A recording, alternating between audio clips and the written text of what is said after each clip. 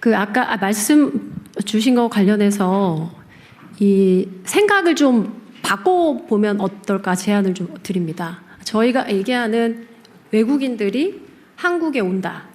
한국에 온 사람들이 얼마나 더 많이 오게 할 거냐.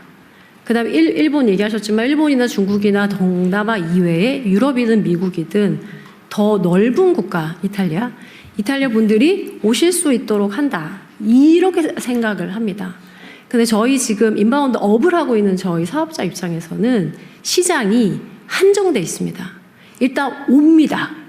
근데 올 때 생각해 보시면 한국인들이 중국을 간다. 그럼 한국에서 다 항공하고 호텔을 예약을 하시고 갑니다. 항공권 없이 못 가시죠? 배 없이 못 가시죠? 여행을 가는데 혼자 가는 것도 아닌데 호텔을 예약하지 않고 간다? 이런 일은 있을 수 없습니다. 이 시대에는. 그러므로 실제로 그 국가에서 항공과 호텔을 끊고 실제 한국에 가면 서울에 가면 뭘 해야 돼라는 굉장히 알려져 있는 상품들은 그쪽에서 예약을 하고 오십니다. 그러고 난 다음에 여기서는 교통이라든지 식당이라든지 추가적으로 예를 들면 롯데월드 뭐 시간을 보낼 수 있는 거부터가 시작입니다. 그래서 생각을 해봤습니다. 라쿠텐도 마찬가지시고 뭐 다른 국가의 OTA들도 마찬가지인데 거기에서 그 나라 사람들을 데려올 수 있다면 여기에 앉아서 기다릴 필요가 없는 거죠. 지금은 한국관광공사 등등 굉장히 많은 기관들이 그 국가에 가서 한국에 이런 게 좋아 오세요. 오면 이런 게 좋습니다라는 걸 알리는 마케팅에 한정돼 있습니다. 근데 저희처럼 하나투어는 한국에서 다른 국가로 보내는 아웃바운드 업 및 인바운드 업을 하고 있어서 저희가 고민한 거는 그렇다라고 하면 우리 한국에 굉장히 많은 관광객 수의 비중을 차지하는 중국과 일본과 동남아시아의 아웃바운드 업으로 가는 겁니다. 거기에 가서 현지 업체들과 경쟁을 해서 그 분들을 한국에 들어올 수 있다라는 생각을 했고요. 그런 의미에서 제가 계속 K-트래블 수출이라고 얘기하고 있습니다. 아예 여기서 기다리지 말고 그 국가에 가서 그 분들을 물론 한국에만 오시진 않겠지만 한국으로 모셔오겠다. 실제 아까 일본인들이 그 상품을 알려고 하면 일본인 관점에서 그 상품을 설명을 잘 해야 온다고 하셨는데 설명은 그 국가에 가서 아웃바운드 업을 한다라고 하면 설명 정도가 아니라 이 상품을 팔기 위해 굉장히 많은 노력들을 하면서 마케팅을 할 겁니다. 그런 의미에서 그러면 한국 업체가 중국이든 일본이든 동남아에 진출을 해서 협업을 할 수도 있고 단독을 할 수도 있고 인수를 할 수도 있습니다. 가서 만약에 아웃바운드 비즈니스를 거기서 한다라고 하면 들어갈 수 없는 국가가 어디인가에 고민을 했습니다. 왜냐하면 그거는 저희가 어떻게 할 수 있는 문제가 아닙니다. 뭐 여러 가지 국가마다 다르긴 한데 가장 아쉬운 국가가 중국입니다. 중국 업체들은 전 세계에 원하는 만큼 특히 한국도 지금 신나게 들어와서 신나게 영업 활동하고 있습니다. 근데 반대로 중국 시장의 아웃바운드는 닫혀 있습니다. 외국 업체가 진입할 수 없습니다. 그런 의미에서 저희 한국의 관광 산업이 앉아서 여기서 뭔가를 개발하고 알리고 뭐 하는 것도 있지만 실제적으로 하나투어는 밖에 나가서 실제 그 주요한 국가의 아웃바운드 업을 하고 싶다. 그런 관점에서 나가서 어떤 방식으로도 열심히 하는 건 하나투어의 이슈고요. 민간 기업에. 하지만 제안을 드리고 싶은 거는 최소한 저희가 능력껏 마음대로 펼칠 수 있도록 진입장벽은 없애주시는 건 정부의 역할이라고 생각합니다. 그 부분 한 가지 꼭 말씀드리고 싶었고요. 두 번째는 아까 라쿠텐에서도 비슷한 말씀 해주셨던 것 같고 그 다음에 이탈리아의 사례도 들어주셨는데 저는 반대로 일본의 사례를 들고 싶습니다. 저는 일본의 인바운드의 개발 방식 그 다음에 베트남의 개발 방식은 아까 지금 이탈리아에서 사례로 들어주신 거와 똑같습니다. 도시 단위가 아니라 일정 부분의 이야기가 있는 군단으로 접근합니다. 자연, 힐링, 음식, 문화, 뭐 그 이야기는 다를 수 있고요. 그거는 시도를 넘나들 수밖에 없습니다. 예를 들면 경주, 부여 묶을 수 있죠. 근데 꼭 경주 주변에 무언가를 가야 되고 부여 주변에 무언가를 가면서 거기 안에서 계속 셔틀버스는 못 돌고 이렇게 하는 건 굉장히 어렵고요. 뭐 문체부에서도 여러 가지 클러스터에 대한 고민을 하시는 걸로 알고 있고, 근데 계속 연결돼야 된다라고 생각을 하는 게 지방 항공을 활성화시키기로 했어. 지방 항공에서 출발하는 클러스터가 어디야? 그다음에 그 클러스터에 사람들이 온다라고 하면 아까 말씀하신 것처럼 누가 설명을 할 건지, 어디를 보낼 건지, 식당은 준비가 되어 있는지, 호텔은 준비가 되어 있는지를 누군가는 전체적으로 관장하면서 봐야지. 계속 호텔은 따로, 항공은 따로, 버스는 또 따로, 지자체는 따로 이렇게 해서는 굉장히 진도 나가기가 어려울 것 같다. 그런 의미에서 계속 제안을 드렸었는데 다 좋은데 제발 클러스터라는 컨셉을 가지고 해야지만 이 지방으로 내려갈 수 있다라는 말씀은 꼭 드리고 싶고요. 그 방식이 이탈리아든 일본이든 베트남이든 동일합니다. 누군가는 컨트롤 타워의 역할을 해야 됩니다. 그리고 그게 문체부만으로는 굉장히 힘듭니다. 네, 그 말씀은 꼭 드리고 싶었고요. 마지막으로는 최근에 한국으로 오겠다는 마이스가 굉장히 많습니다. 왜냐하면 기업에서 전체적인 큰 행사를 하든, 물론 에이펙의 효과라고 생각합니다. 그래서 기업에서 단체로 오든 학회에서 단체로 오든 실제로 전 세계의 유명한 컨퍼런스를 개최를 하든 사실은 한국에서 하고 싶어 하는 수요들은 굉장히 많고요. 근데 어려운 점은 서울의 코엑스를 제외하면 이 마이스 단체를 수용할 수 있는 인프라가 없습니다. 마이스는 대규모의 연회장 혹은 회의장, 그러고 난 다음에 주변에 그 조그마한 호텔을 뿌릴 수 있습니다. 근데 기본은 회의장과 연회장은 있어야 됩니다. 근데 그런 의미에서 그러면 한국에 오는 마이스는 대다수 에이펙을 제외하고 서울에서 합니다. 코엑스 혹은 시내에 있는 커다란 호텔. 그런 의미에서 제가 잘 모르지만 지방에서도 실질적으로 대연회장이나 회의장이나 컨벤션 센터들이 있으신 걸로 알고 있습니다. 아주 없는 거는 아닌 걸로 알고 있는데 아까 지방 관광이나 이런 의미에서도 레저만도 있는 게 아니라 실제적으로 컨벤션, 이런 마이스에 대한 것까지도 전체적으로 생각을 해주시면 좋을 것 같습니다. 감사합니다. 네, 말씀 감사합니다. 네, 아무래도 현장 여행 업계에 계신 분들의 이야기다 보니까 더 필요한 것들을 직접적으로 말씀해 주셨는데요. K-트래블의 수출을 위해서 적극적인 방식들에 대한 고민을 함께 나눠주셨습니다. 여행사에서 해외 다른 나라에 나가서 인바운드 여행객 조직 영업을 하는데 어떤 장애가 있어요? 아니 그냥 국내 기반이 부족하다? 솔직하게 말씀드려도 괜찮겠습니까? 일단 하나는 해외에 가서 비즈니스를 하면서 아까 앞에서 말씀드린 것처럼 중국은 아예 들어갈 수 없습니다.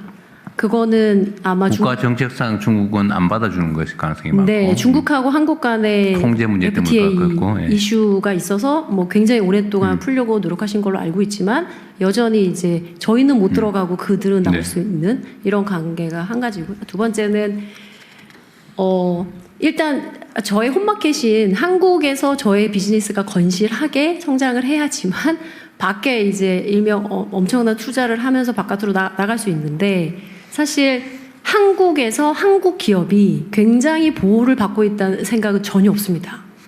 실제로 반대로 뭐 표시 광고법, 제가 하면 세트로 얘기 들으시는데 관광진흥법, 공정거래법 여러 가지 측면에 있어서 한국 기업은 한국 기업이기 때문에 한국에서 하는 규제에 굉장히 강력하게 집행을 받습니다. 반면에 외국 업체한테는 촘촘하게 규제가 들어가지도 않을 뿐더러 실제로 규제가 있다고 해도 집행이 강력하게 되지도 않고, 만약 그들이 안 지킨다고 해서 제재를 가할 수도 없습니다. 그런 의미에서 제가 이제 바깥으로 갈 때 바깥 시장을 열어주시는 거 한 가지, 두 번째는 바깥에서 가서 고전하는 건 저의 몫이고요. 최소한 홈마켓에서 외국 업체가 들어오지 못하게 막아주세요는 아니고요. 들어오는 건 좋은데 저랑 그들과 똑같은 운동장에서 똑같이 달리기를 할 수 있도록 해주십시오. 그 말씀을 드리고 싶습니다. 국내에서 영업 활동의 일반적인 역차별, 국내 기업들 여행 사업체들은 철저하게 관리 감독하면서 외국 기업들에 대해서는 안 하는 그 문제는 좀 최근일 필요는 있을 것 같고요. 제가 궁금하달까, 뭘 도와줄 수 있을까 그런 측면에서 하는 얘기인데. 어쨌든 해외에서 모객에서 국내 관광단을 모객하는 일도 해요. 국내 여행사들이. 지금 한국 우리나라 조직에서 나가는 걸 주로 할 텐데. 네, 한국 기업이 여러 해외에서 국내로 인바운드 관광객들을 모집하는 일도 하냐 그 말이죠. 네, 합니다. 저희가 이제 인바운드 산업을 하시는 업체가 있고요. 하나투어는 인바운드도 합니다. 그다음 하나투어는 밖에 나가서 아예 외국인들 한국으로 데려오는 업을 본격적으로 하겠다는 거고요. 실제적으로 많은 업체들이 그 일을 합니다. 그러니까 좀 한국 여행사들은, 여행 기업들은 외화 유출만 시켜라고 착각을 하시는데 그게 아니고요. 들어오시는 분에 대해서 한국에서 더 많은 시간과 경험을 쌓도록 하는 것도 있고, 외국에 가서 외국인들을 한국에 데려오는 업도 하고 있습니다. 그래서 거기에서 우리가 정부는 어쨌든 일본의 여행사들이 국내 시사를 두고 어쨌든 송출도 하고 또 받기도 하고 양쪽 다 할 거 아닙니까, 그죠? 국내 여행사들도 어쨌든 주로는 해외 송출 보내는 쪽을 하다가 이제는 들어오는 쪽 인바운드 모객도 하려고 확장하는 것 같아, 느낌에. 네, 맞습니다. 이제는. 네. 그걸 할 때 우리 이제 정부 입장에서는 기본적으로 관광객의 수를 늘리자. 이게 어쨌든 문화 수출이라고 하는 매우 큰 산업이기 때문에 우리가 이제 이 정부에서는 대대적으로 진흥하고 지원하고 육성하자 이런 입장을 가지고 있는데 정부가 뭘 하는 게 도움이 되겠냐 그 말이죠. 제 말은. 아까 얘기했던 대로 해외 경쟁을 할 수 있게 중국 시장을 열어달라 그런 것 그거 아까 얘기 들은 것 같고 또 외국 기업들하고의 경쟁에서 불이익을 받지 않게 해달라. 네. 요구하고 또 어떤 게 있어요, 예를 들면. 저는 솔직하게 제가 개인적으로 성남 시장을 할 때 관심 가졌던 것은 해외의 의료? 네. 의료 관광을 좀 유치해 보려고 제가 꽤 노력을 해 봤었는데 예를 들면 그런 의료 관광이든 요즘은 미용 관광도 많잖아, 그죠? 그게 아까 보니까 매출도 상당히 높다고 하고 예를 들면 관람 관광도 있겠고, 그죠? 여러 가지 유행이 있는데 그런 것들을 늘리기 위해서 정부가 기업들에게 지원한다면 아까 얘기했던 거 말고 구체적으로 또 어떤 게 있을 수 있겠냐 그 말이죠.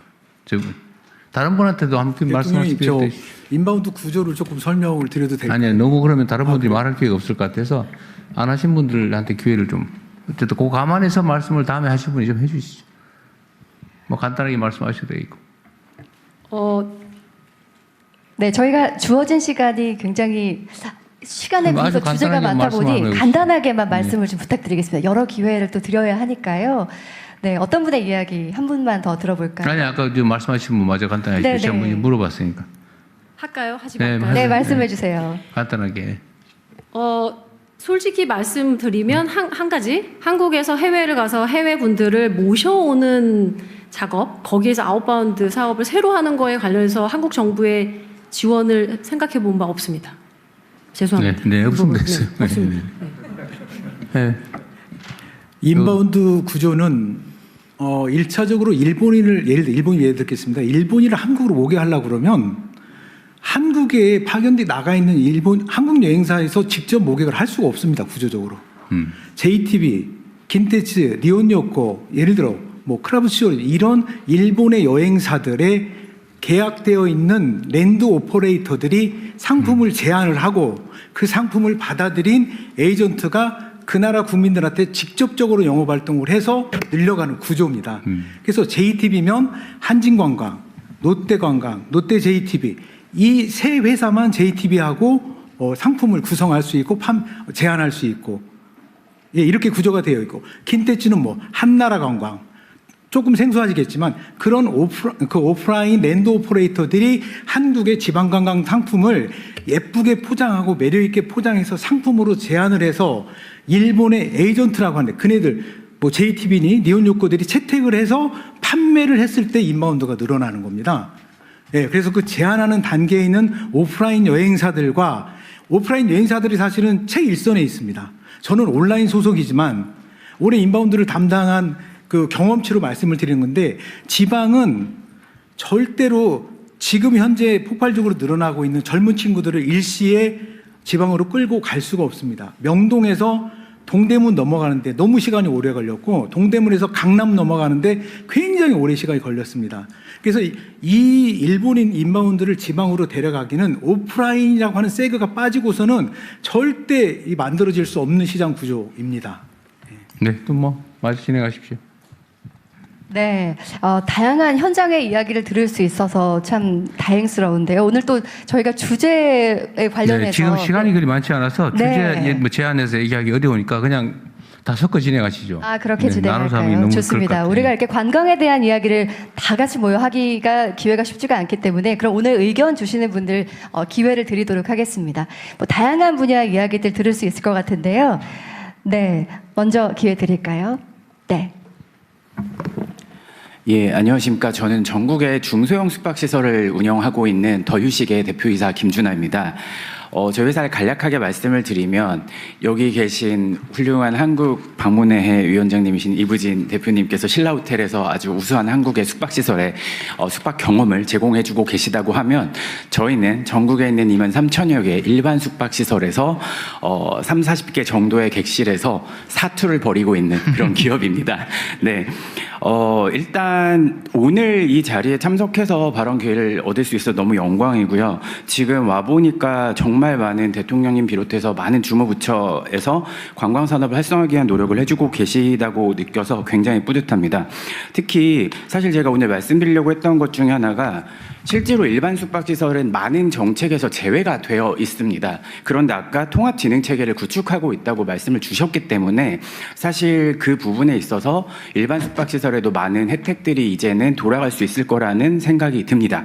그런데 저희가 실제로 저희는 현장에서 많은 운영을 하고 있는 회사로서 현장에서 겪는 어려움에 대해서 좀 말씀을 드리자면 예를 들어서 관광진흥기금, 실질적으로 일반 숙박시설 같은 경우는 구조적인 인력난과 이 시설 노후화라는 이중 문제에 봉착해 있습니다.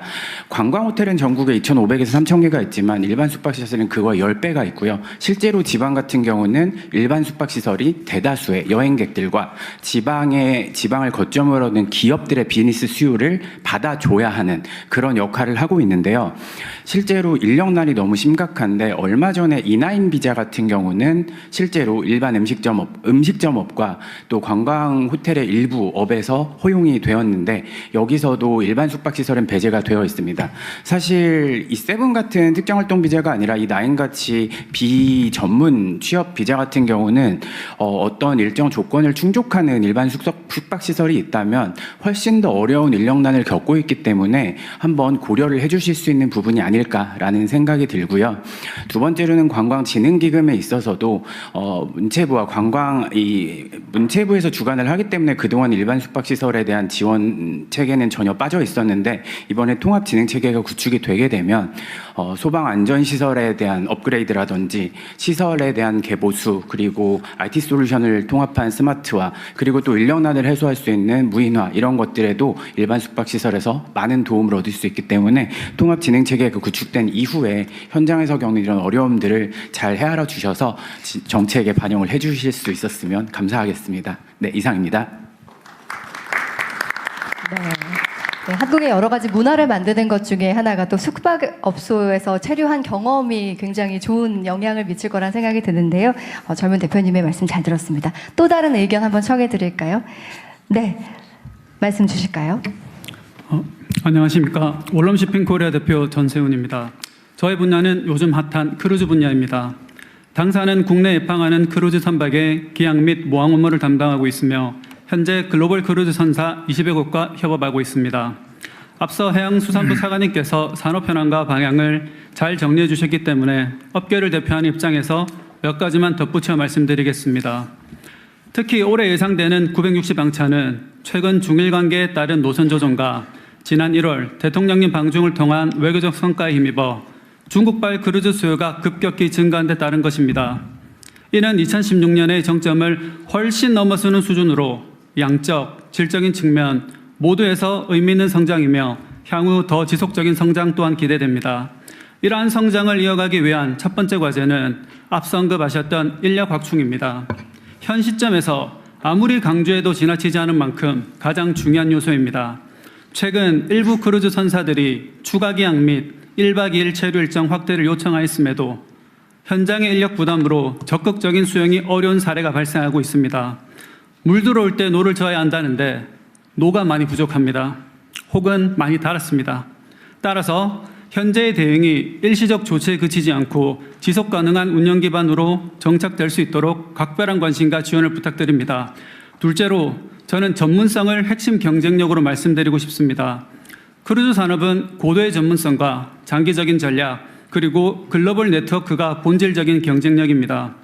그러나 순환보직으로 인한 잦은 담당자 교체는 정책의 일관성을 약화시키고 장기간 축적된 협상력과 글로벌 네트워크를 단절을 초래할 우려가 있습니다. 따라서 모든 유관기관에서 크루즈 전문관 제도 도입 또는 장기보직 체계의 운영을 적극 검토해 주실 것을 요청드립니다. 이는 단순한 인사 운영의 문제가 아니라 대한민국 크루즈 산업의 경쟁력과 직결되는 사안입니다. 마지막으로 항만별 정책 적용 기준이 상이하여 현장에서 혼선이 발생하는 경우가 있습니다. 항만별 크루즈 정책이 보다 일관된 기준과 체계로 운영된다면 글로벌 선사들은 보다 안정적이고 예측 가능한 환경 속에서 운영할 수 있을 것입니다. 대한민국은 지금 다시 한번 크루즈 산업도에게 중요한 기회를 맞이하고 있습니다. 인력 확충, 전문성 강화, 그리고 정책의 일관성이 뒷받침된다면 우리는 아시아 최고의 크루즈 허브로 충분히 도약할 수 있을 것입니다. 감사합니다. 네. 하늘길 못지않게 중요한 그 바닷길에 통한 방한 수요 확대에 대한 이야기 함께 나눠주셨습니다. 또 다른 이야기 한번 더 들어볼까 하는데요. 네, 제 앞에 계신 분께 기회 드리겠습니다. 네, 한국여행업협회 회장 이진석입니다. 오늘 혹시 한 번도 말을 못 해볼까 굉장히 조마조마했습니다. 우리 대통령님한테 꼭 드릴 말씀이 있어서 참가했습니다. 전국에 약 2만 3천여 개의 여행사가 있습니다. 대부분 영세 소상공인들이 많습니다. 이들은 지금 글로벌 해외 OTA와 플랫폼 공룡 기업들이 경쟁해서 많이 힘들어합니다. 이런 시기에 대통령님이 국가관광전략회의를 직접 주관하신다는 소식만으로도 이들은 가뭄에 단비를 맞는 것처럼 관광산업에도 이제 새로운 희망이 보인다고 말을 합니다. 이 자리를 빌려 다시 한번 2만 3천여 여행사들을 대표해서 대통령에게 진심으로 감사 말씀을 드리겠습니다. 저는 오늘 다른 주제를 아직까지 토론한 거하고 조금 다른 방향에서 한번 말씀을 나누도록 하겠습니다. 저는 국제 관광 산업 구조에 대해서 한번 말씀을 드리도록 하겠습니다. 관광은 우리 국민들의 삶 속에 가장 소중하고 가장 중요한 일부분입니다. 그러나 관광 산업에 종사하는 산업 종사자의 입장에서 관광 산업을 살펴보면 국가 간 소리 없는 전쟁입니다. 관광이 산업과 결합되는 순간 국가 간 무역 경쟁으로 그 성격이 돌변합니다. 예를 들어 이웃나라 일본을 찾아오는 관광 발원국 상위 18개국을 살펴보면 그 숫자와 규모만 차이가 날 뿐 대한민국을 찾아오는 관광 발원국 18개국과 동일합니다. 결국 한국과 일본은 같은 시장을 가지고 외래 관광객 유치 경쟁을 벌이고 있는 상황입니다. 이런 상관관계는 일본뿐만 아니라 대한민국을 둘러싸고 있는 중국, 홍콩, 대만, 싱가포르, 태국 등 주요 인접 국가들과도 그 경쟁 관계를 마찬가지로 나타나고 있습니다. 결국 동일한 시장에서 한국의 시장 점유율을 경쟁 국가들과 비교하여 완전히 끌어올려야만 조기에 3천만 외래 관광객 유치 목표를 달성할 수 있습니다.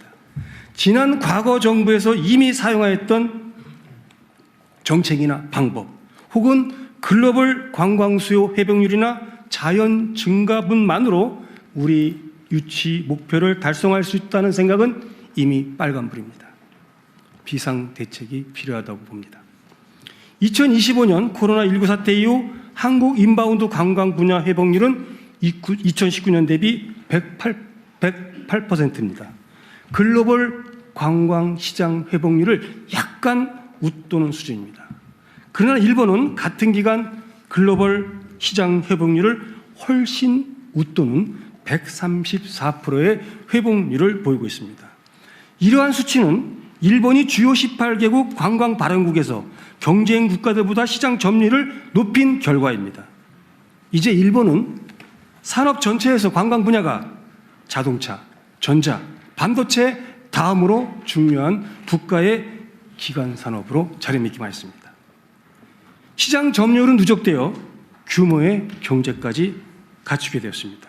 일본이 한 바퀴를 굴릴 때 대한민국은 두 바퀴 굴러도 뒤처지게 되어 있습니다. 향후 대한민국 인바운드 관광 정책은 단기간으로 관광 발원국이 주요 18개 국가에서 우리가 동원할 수 있는 가용 자원을 총동원하여 한국이 시장 점유율을 높이는 국가 관광 정책의 대전환이 필요하다고 생각합니다. 막연히 외래 관광객을 기다리는 게 아니라 우리가 찾아가는 관광 정책이 필요하다고 생각합니다. 이러한 목표를 두고 우리 한국여행업협회에서는 다음과 같은 협회 차원에서 우선 당장 실천할 수 있는 구체적인 실행 방안을 회원사들하고 마련했습니다. 첫 번째, 관광발원국 주요 18개국 여행업협회와 연계하여 민간 관광외교 차원이 국제관광교류회의를 지속적으로 한국의 지방에서 개최하겠습니다. 그동안 협회는 지난해 한국 방문객 189만 명, 한국 인바운드 시장 3위에 기록된 나라의 관광협회 TBA와 38번 국제 상호 관광 교류 회의를 통하여 민관 관광외교의 총력전을 펼쳤습니다. 2025년에는 전라남도와 목포에서 약 200명의 양국 여행산업 관계자들이 세미나를 열고 지역 관광 자원을 견학하고 지역 관광 활성화에 기여한 바 있습니다. 이와 같은 경험을 바탕으로 저희가 찾아 나가겠습니다. 금년에는 중국, 베트남, 네팔과의 관광 교류를 유치 확정하였습니다. 일본, 홍콩, 우즈베키스탄, 캄보디아 등 일부 국가는 유치 협의 중에 있습니다. 이와 같이 주요 관광 발원국이 관광 산업 관계자들과 국제 교류 회의를 한국의 지방 도시에서 지속적으로 유치할 수 있다면 지방 관광 활성화라는 새로운 비즈니스 기회를 창출할 수 있을 것으로 기대됩니다.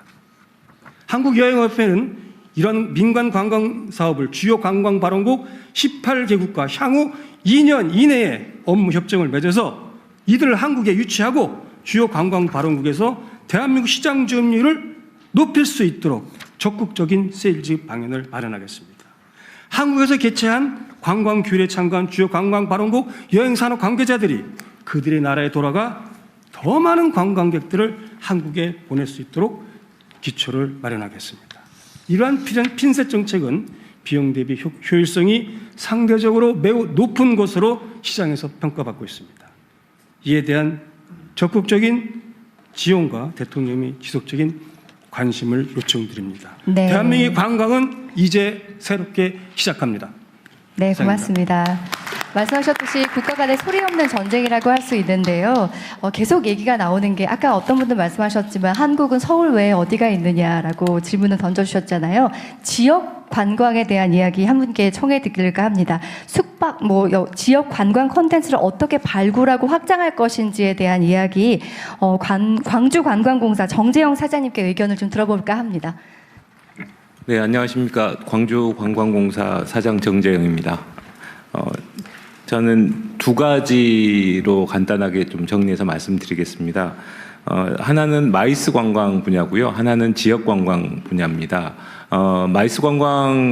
마이스 자체로서 굉장히 지역 경제 파급 효과가 크다는 거는 다 알려진 사실이고요. 그래서 각 지역에서 다 컨벤션들을 유치하는 상황입니다. 근데 이제 가장 지역에서 어려운 부분은 접근성이라든지 어떤 네트워크 문제라든지 이런 것들 때문에 대형 행사라든지 국제 행사를 유치하기가 쉽지 않은 상황입니다. 그리고 아까 어떤 분도 말씀을 하셨습니다마는 일단 수도권에 있는 컨벤션들의 규모가 워낙 크기 때문에 그쪽을 선호하기도 하고요.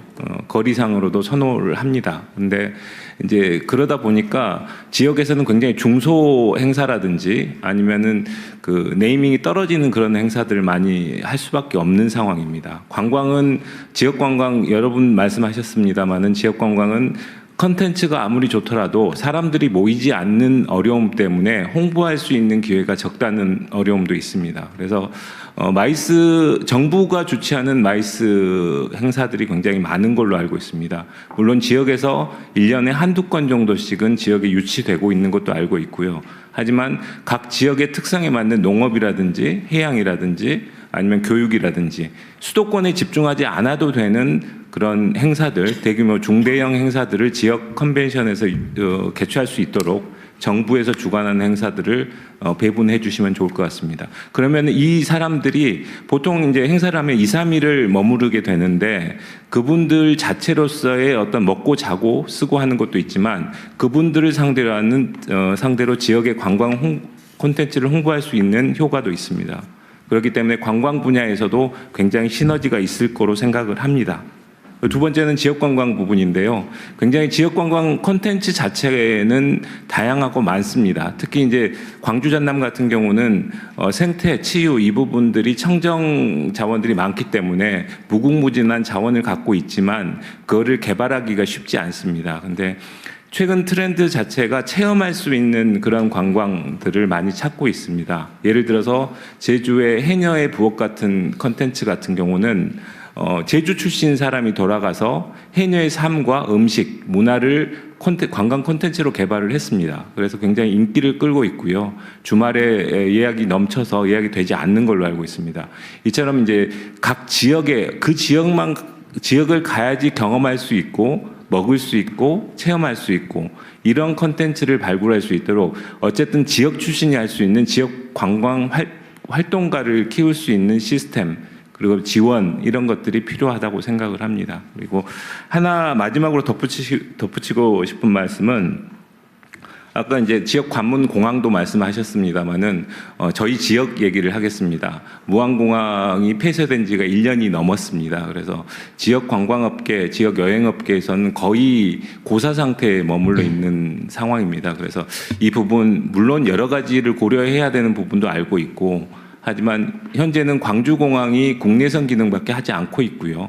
무안공항은 폐쇄되어 있는 상태에서 굉장히 어려운 상황입니다. 그 부분에 대한 조속한 어떤 해법 마련도 필요할 것 같습니다. 네, 그래서 제가 이걸 한번 국토부 장관님하고 몇 분한테 물어보려고 했는데 지금 제가 여기저기서 듣는 얘기 중에 하나가 인천공항에서 국내 공항으로 가기 어렵다. 김포로 나와서 가야 되는 시간이 너무 많이 걸린다. 저도 이상하더라고요. 인천공항에서 지방공항으로 바로 갈 수 있게 하는 게 문제가 있나요? 예, 현재로서는 상당히 어려운 구조로 되어 있습니다. 그래서 이를 좀 개선하려고 하는 개선책을 만들고 있는 거죠. 활주로가 부족해요? 그러니까 제주공항은 활주로가 부족하고요. 김해도 부족합니다. 그래서 그런 문제에 대해서는 인천공항이에요. 인천으로 보통 들어오잖아요. 네네. 인천으로 제주공항이나 김해공항은 이제 우리 아시아 이쪽이 가까운 쪽이 들어오는 것 같고 원거리에서 들어오는 건 인천공항으로 들어오는데 인천공항에서 예를 들면 광주나 부산 가려 그러면 김포로 나와가지고 또 가야 되잖아요. 예. 그게 뭐 물리적인 이유 때문이에요? 아니면 정책적 이유 때문이에요? 저는 실제 전에는 운행이 일부 되었습니다. 다만 수요가 생각보다 적어서 일단 좀 안 되는 점이 있었는데요. 또 하나 문제는 제주하고 김해는 실제 다른 추가적인 항공을 받기 하여튼 그 문제는 여기서 설명해도 시간이 별로 의미 없을 것 같고 그거는 한번 검토해 보시고요. 네, 지금 검토 중에 수요가 있는지 또 그거 나오고 하나는 아까 지금 바로 말씀하신 건데 지금 무안공항이 피해자 조사 때문에 계속 다시 지금 운항을 못 하고 있잖아요. 예. 현재 무안공항이 폐쇄되어 있습니다. 그래서 무안공항을 못 하니까 아까 말씀하신 것처럼 광주가 국제공항 기능이 없는데 임시로라도 무안공항을 다시 열 때까지 광주 공항이라도 국제선으로 좀 쓰자 그 말이죠. 예, 네, 그거에 대한 문제 혹시 검토해 본 일 있어요? 예, 현재 무항공이 폐쇄됨에 따라서 지역 여행업계가 힘들다는 조건으로부터 광주 공항을 임시로 국제공항 써달라는 요청에 대해서는 저희도 현재 검토 중에 있고요. 다만 현재 광주 공항이 국제공항이 아니기 때문에 국제공항으로서의 어떤 역할을 하려면 국제공항으로 지정하고 시스템으로 같이 시스템 되는군요. 시설 이런 것들을 좀 바꾸는 현재 노력이 필요하다고 준비가 필요하다고 생각하고요. 또 하나는 광주 공항으로 진입했을 때 국제공항 썼을 때 과연 다시 광주 공항을 국제공항을 폐쇄할 수 있겠느냐라고 하는 또 다른 광주 이외 지역에 또 의구심과 또 불만이 존재하고 있는 게 또 현실입니다. 그래서 현재 그 문제에 대해서는 어떤 실무적인 준비할 때 필요한 것과 최종 결론이 난 것 같지 않으니까 네. 그거는 임시로 쓰다가 무안공항을 개항하면 다시 그쪽으로 원래 무안공항에 취항하던 거를 못 쓰고 아예 못 오고 있으니까 광주로 왔다가 다시 무안공항으로 복구시키라 그 말이잖아요. 네, 그래서 그 문제니까. 네, 대통령이 그게 이제 좀 복잡한 것이 네, 그러니까 그건 그럴 것 같아요. 시스템도 갖춰야 되고 하여튼 뭐 여러 가지 문제도 있을 것 같은데 가능한지. 예. 네, 네. 제일 중요한 거는 무안공항을 빨리 개항을 하는 거예요. 그렇죠. 예. 네, 맞습니다. 예. 왜냐하면 지난번에 군공항 하면서 민간 부분은 KTX에서 개통되면 무한으로 옮기기로 돼 있어서 만약 그걸 국제에서는 일시라도 연다 그러면 그게 다 흔들립니다. 그래서 네. 무한공항을 빨리 개항하는 것이. 근데 무안공항은 언제쯤이나 다시 열 수 있어요? 일단 제일 중요한 문제는 유가족하고 협의를 해서 하는 게 중요한데요. 사고 조사 때문에 생기는 현장 네. 보전하려고 그러는 거잖아요. 예. 근데 올 상반기에 그 문제만 잘 마무리되면 그럼 제가 보기에는 바로 진행할 수 있다고 생각하고 그쪽에 있습니다. 유가족들도 무리하게 사고 현장 보전만 정확하게 하고 기록 정확하게 남기고 네. 개항하는 거에 대해서 그렇게 크게 반대할 것 같지 않은데요. 예. 하여튼 현재 잘 많이 검토해 보십시오. 전향적으로 바뀌고 있다고 생각하고 있습니다. 최대한 신속하게 다시 하시도록 하시죠. 예, 알겠습니다. 네, 협의를 잘해 보십시오. 그리고 또 한편으로는 그거 무한대로 계속 걸 수는 없잖아요. 예, 맞습니다. 네, 또. 네, 지역 관광이 활성화가 되기 위해서 어떤 것들이 필요한지에 대해 얘기했는데요. 가는 길도 교통도 편해야겠지만 우리 한국에 대한 매력을 느끼기 위해서는 친절한 서비스도 굉장히 중요할 것 같습니다. 이 얘기 한번 들어보고 싶은데요. 지역 상권 차원의 개선 노력을 이어가고 계신 분의 이야기 한번 들어볼까요? 명동 거리가게 복지회 이강수 총무님께 말씀 청해 듣겠습니다. 안녕하십니까 대통령님. 명동 거리가게 복지회 총무 이강수입니다. 코로나 이후 명동 관광객들이 다시 명동을 찾으면서 이제 발전해 나가고 있는데 얼마 지나지 않아서 아까 바가지 요금 문제로 보도가 나오고 기사가 많이 나갔습니다. 명동도 그랬어요? 예, 명동이 아니고요. 저는 예, 다른 지역에서 예, 그 보도가 나와서 저희 명동 거리가게는 지자체 중구청이랑 가격 표시제를 먼저 거기는 그런 바가지 요금 없다. 시작했고